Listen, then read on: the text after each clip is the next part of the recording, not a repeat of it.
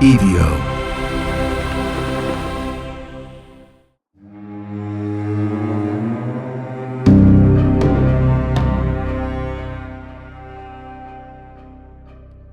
Welcome back to The Devil Within. This week we explore a story stitched into the darker seams of American folklore. A disappearance wrapped in cold weather, strange witnesses, and a single flash of scarlet cloth that still haunts the people who saw it. They called it the Red Coat, a detail too bright, too bold, too wrong for the quiet town it passed through. A detail that shouldn't have mattered, and yet somehow it means everything. So settle in, because however you think this story begins, it doesn't. And however you think it ends, it won't. There are places in America where the land behaves like a neighbor. Always visible, always talkative, forever minding your business. And then there's Glastenbury Mountain, which behaves more like an old house that never quite accepted its occupants. It rises from the Vermont hills without fanfare, a long, brooding shoulder of forest that has outlasted towns, industries, even whole generations of people who tried to civilize it. Locals treat it with an unsettling mixture of respect and avoidance. And if you ask them why, they tend to answer in careful half sentences, as though finishing the thought might wake something sleeping nearby. They say Glastonbury listens. They say the wind changes its mind when it crosses those pines. And they say the mountain has a long history of accepting things that were never returned. The Abenaki, thousands of years ago, had stories about it. Quiet ones, not the sort you carve into woodcuts or sell in ranger stations. Places where the air pressed close, places where sound vanished. Places where a person might feel the ground paying attention. When settlers arrived with deeds and sawmills, they assumed such stories were relics of a superstitious past.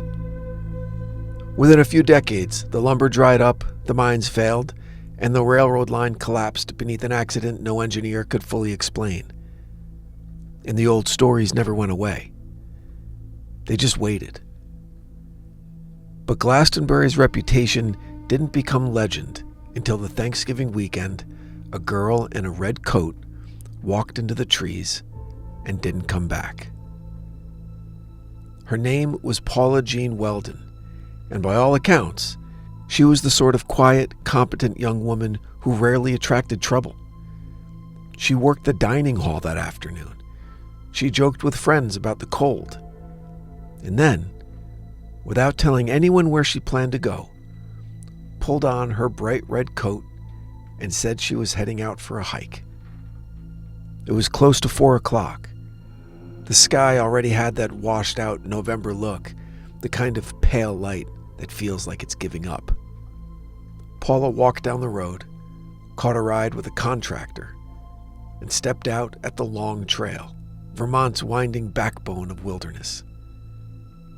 She entered the trees alone, and somewhere around the first ridge, she passed a young couple who later said she seemed relaxed, maybe even cheerful.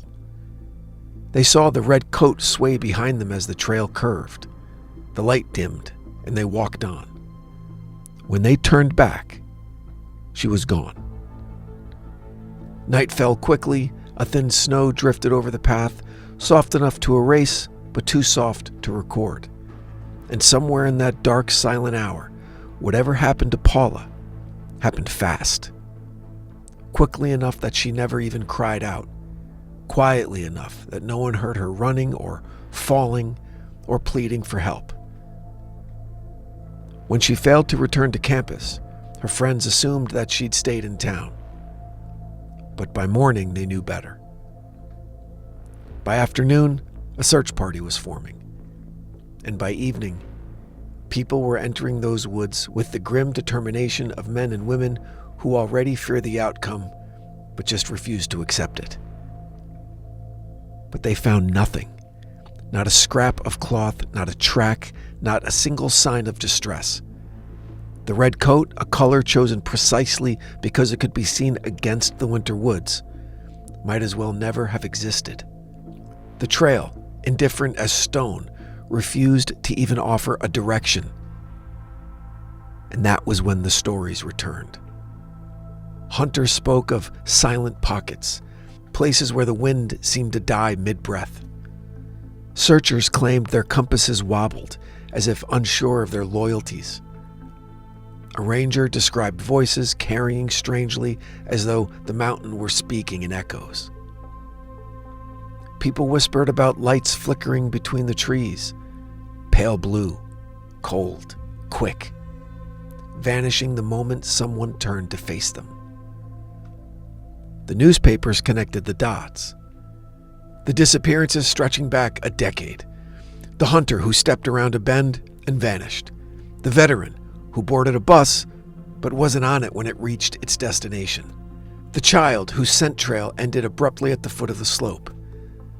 The hiker found months after search teams had already sworn they'd covered that very ground.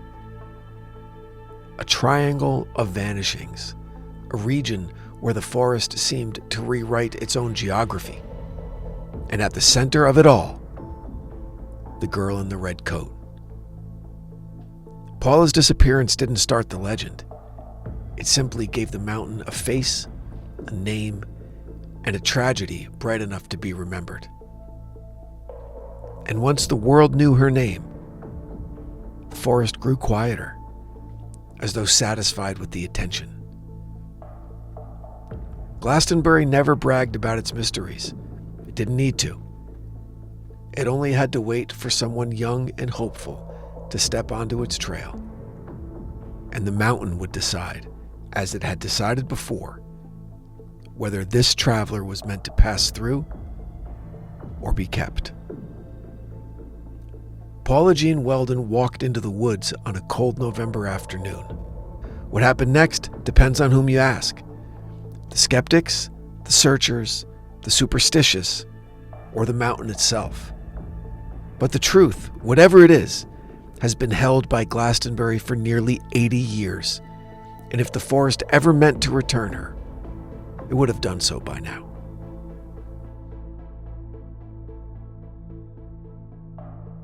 Chapter 2. The Search That Found Nothing. The call for help went out early, carried by the uneasy rhythm of campus gossip turning into alarm. At first, people assumed Paula had stayed with someone in town. Students wander, especially on holiday weekends. But by noon the next day, her absence carried a different weight, an emptiness too deliberate, too complete. Her bed was untouched, her shoes unmoved, her work apron still folded neatly on the chair. By mid-afternoon, the sheriff had men at the trailhead. They scanned the roadside ditches, they knocked on doors, they retraced the contractor's route. As the sun slipped behind the ridge, volunteers began to gather. Students in mismatched boots, firefighters with lanterns, rangers with the grim faces of men who know exactly how quickly a cold night can undo a warm body. They formed lines and walked into the trees. Lanterns swung, her name was called, flashlights stabbed through the underbrush where the shadows had teeth. The forest responded with a silence that felt less like absence and more like refusal. Snow fell in light, drifting sheets. Again, too little to bury clues, but too much to preserve them. By morning, the search had swollen into a full-scale operation. National Guard soldiers, state troopers, even more locals. A light plane skimmed the treetops, the pilot scanning for that flash of red that should have been visible from a half-mile away. But there was nothing, not one piece of evidence, not even the imprint of a heel. And searchers began to feel it, the wrongness, the odd, creeping sensation that the forest was aware of them, adjusting itself so their efforts slid sideways. Dogs sniffed vigorously until they reached a particular clearing and then whimpered and refused to go farther. Radios cackled with static that wasn't like ordinary interference. Voices lagged by a heartbeat, as if traveling through a place that distorted time just enough to be noticed. Rangers exchanged cautious glances, but said little. No one wants to be the first to suggest the mountain is behaving like it has preferences. Paula's father arrived that evening, a man hollowed out by worry, but propelled by something far stronger. He shook hands, he made demands, he asked questions people weren't prepared to answer. He hired psychics. He threatened lawsuits. He blamed the college. He blamed the sheriff. He blamed himself. And every night he went to sleep knowing less than he had that morning. Newspapers sent reporters who typed headlines that did what headlines do. They flattened life into drama. Co-ed lost in wilderness, no trace found. Red coat may hold key. But the red coat held nothing because the red coat had vanished as cleanly as the girl who wore it. As the days passed, hope thinned into habit. Volunteers walked the same loops, convincing themselves they were being thorough when really they were circling the same few yards of ground. It's like they were unwilling to admit that the forest might be playing by rules that they didn't understand. The National Guard commander called off night operations. Men break down in the dark, and the mountain didn't need more casualties. Strange stories filtered back to town. A soldier who reported hearing footsteps behind him that stopped the moment he turned. A student who swore he saw a figure in red far up the ridge, only for it to dissolve into the trees. A trooper who felt sudden heat in a snow-covered glen, as if the air had exhaled. They told no one officially. They didn't want to be believed. By the fourth day, the search had again become ritual. Boots, lanterns, shouts, silence. A ledger at the base camp filled with neat little squares of things that weren't found. Flyers multiplied on telephone poles. Rumors drifted through diners and hardware stores. A stranger seen near the trail. A scream heard in the night. Lights flickering through the pines. But none of it added up. And in the quiet between radio bursts, the mountain seemed almost amused. After a week, the official search ended. There was a press briefing, a few apologies, and then nothing more. Paula's father left town with a vow to return. Snow erased the final boot prints at the trailhead. And the forest, unchanged, unmovable, undisturbed, simply closed its arms around its newest secret. Whatever happened to Paula, the mountain knew. And the mountain wasn't telling.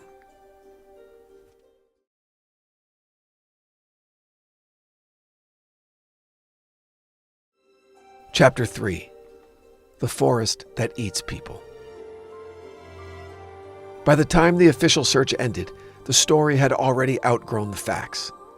Reporters packed up their notebooks and left. The National Guard folded its tents. The campus returned to classes that no one could focus on.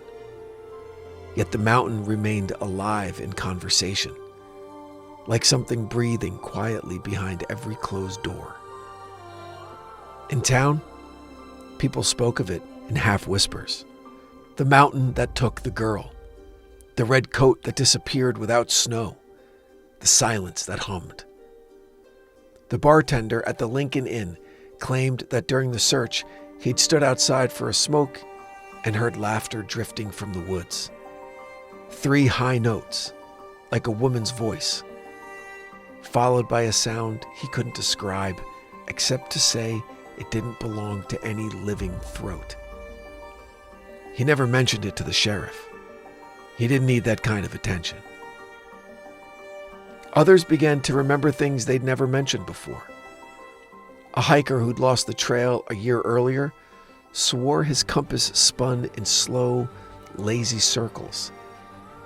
A logger who walked home from the ridge at dusk and felt someone pacing him in the trees. A student who woke from a dream of snow and light and found her window open, though it had been locked when she went to bed. One by one, their stories folded around Paula's until her disappearance no longer felt like an isolated tragedy. It felt like the mountain reclaiming its habits. Theories bred faster than footprints faded. She ran away, they said, to New York or Montreal. She met someone. She fell into a ravine. She froze to death before morning. But every explanation required something physical: bones, cloth, an imprint in the earth. But Glastenbury had given none of those. So when the ordinary world failed, people turned to the extraordinary. A hunter named Mitty Rivers had vanished the year before, an experienced outdoorsman, familiar with every deer path on the ridge. He'd walked a few yards ahead of his companions and simply never returned. Searchers found nothing, not a rifle, not a coat, not a trace. 4 years later, another man, James Tedford, boarded a bus headed for Bennington and somehow disappeared between stops. His ticket was punched, his luggage still overhead. He'd been seen on board when the bus left the previous town. When it arrived, he wasn't there. Then came Paul Jepson, 8 years old, who vanished near his family's farm at the base of the mountain. His scent led to the trailhead where Paula had walked, then stopped, as if the world had just erased him mid-breath. And Frida Langer, the last of them, who fell into a stream during a hike, told her cousin she'd change clothes and meet him back on the path. And never did. Her body surfaced months later in a spot searchers had already scoured, perfectly preserved by the cold, as though it had been waiting for its cue. 5 disappearances in 5 years, all inside a 40-mile patch of earth. By then, the phrase Bennington Triangle had been born. The newspapers used it with glee, geometry giving shape to fear. Locals pretended to scoff at it, but still made sure their children were home before dusk. The forest had become something more than a landscape. It was a rumor that could touch you if you lingered too long. Those who returned from Glastenbury often came back quieter than they went in. They spoke of strange warmth in the air, of compasses again pointing nowhere, of sudden absolute silence that pressed like water against their ears. Some saw lights, faint cold flickers that hung between the trees and then vanished when approached. Others swore they heard footsteps walking right beside them, matching rhythm for rhythm, until the trail split and the sound went the opposite way. Now, it would be easy to dismiss all of this if the mountain didn't have such an impeccable record of winning arguments. People vanish there. Always have, always will. For a while, Paula's father continued to visit Bennington. He wrote to state officials begging for another search, another look. But he died without answers. And in the years that followed, her story hardened into folklore, the way real events eventually do when they refuse to end. The hikers who pass the trailhead today find a small sign commemorating her, weathered wood, a few brass screws, an appeal for information long past its usefulness. They stop for a picture, they check their packs, and they move on. Most of them return safely, but a few don't. Every decade or so, someone else disappears in those same woods. An experienced backpacker, a hunter, a tourist. And each time the locals gather, search, hope, despair, and then they whisper, "It's happened again." Because Glastenbury has a memory. It remembers every step taken on its slopes, every voice that has dared to call across its silence. It is patient, indifferent, and maybe, if you believe what the Abenaki once said, it's hungry. And somewhere in that cold, green dark, the red coat still hangs in the branches of the mind, bright as blood against the snow, waving once before the mountain takes it back.